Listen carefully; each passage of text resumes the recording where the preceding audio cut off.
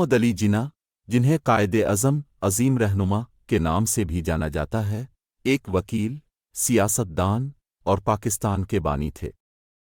انہیں جنوبی ایشیا کی تاریخ کی اہم ترین شخصیات میں سے ایک سمجھا جاتا ہے، اور ان کی قیادت نے 1947 میں ایک آزاد مسلم ریاست کے طور پر پاکستان کی تشکیل میں اہم کردار ادا کیا۔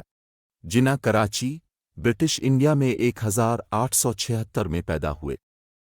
انہوں نے اپنی ابتدائی تعلیم سندھ مدرسہ ہائی اسکول سے حاصل کی اور بعد میں کراچی کے مشن ہائی اسکول سے تعلیم حاصل کی۔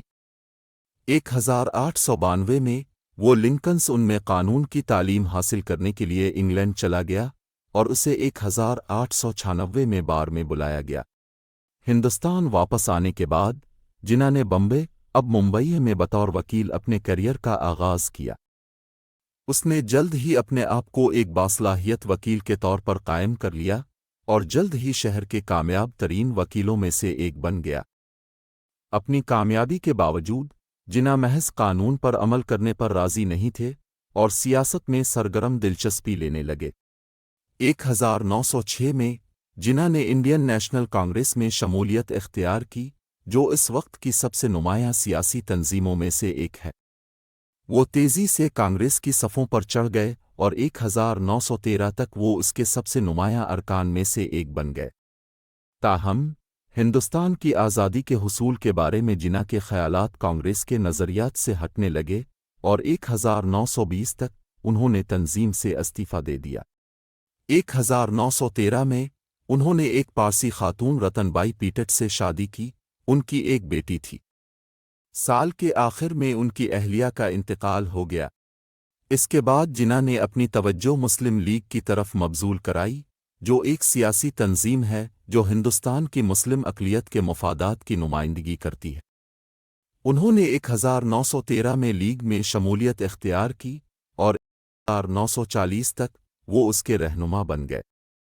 جناح کی قیادت میں مسلم لیگ نے برطانوی ہندوستان کے شمال مغربی علاقے میں ایک آزاد مسلم ریاست کے قیام کی وکالت شروع کی۔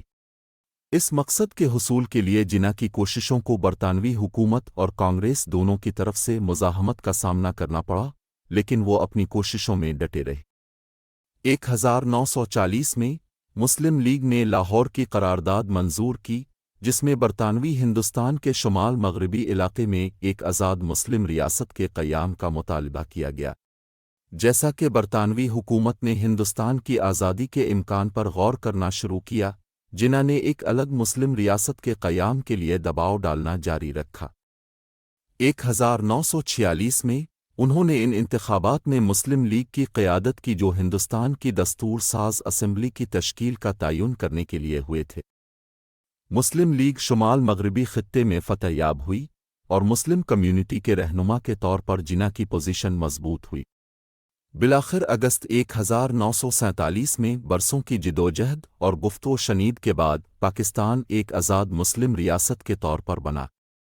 جناح، جو نئے ملک کے رہنما بن چکے تھے، نے ایک مشہور تقریر کی جس میں انہوں نے کہا کہ اب آزاد ہیں، اب اپنے مندروں میں جانے کے لیے آزاد ہیں، اب اپنی مسجدوں اور کسی اور عبادت گاہ میں جانے کے لیے آزاد ہے۔ یہ ریاست پاکستان آپ کا تعلق کسی بھی مذہب آزاد مسلک سے ہو جس کا ریاست کے کاروبار سے کوئی تعلق نہ ہو۔ تاہم، جناح کی خوشی قلیل مدتی رہی کیونکہ وہ پاکستان کی آزادی کے صرف ایک سال بعد 11 ستمبر 1948 کو انتقال کر گئے۔ وہ تب دق سے مر گیا۔ جناح کی میراث آج تک پاکستان میں محسوس کی جا رہی ہے۔ انہیں فادر آف دی نیشن اور ایک ہیرو کے طور پر یاد کیا جاتا ہے، جنہوں نے پاکستان کی مسلم اقلیت کے حقوق اور آزادیوں کے لیے انتھک جدوجہد کی۔ ایک آزاد مسلم ریاست بنانے کے لیے ان کی کوششیں ان کے تنازعات کے بغیر نہیں تھیں، اور برطانوی ہندوستان کی تقسیم کے ساتھ ہونے والے تشدد میں ان کے کردار پر اب بھی مورخین بحث کرتے ہیں۔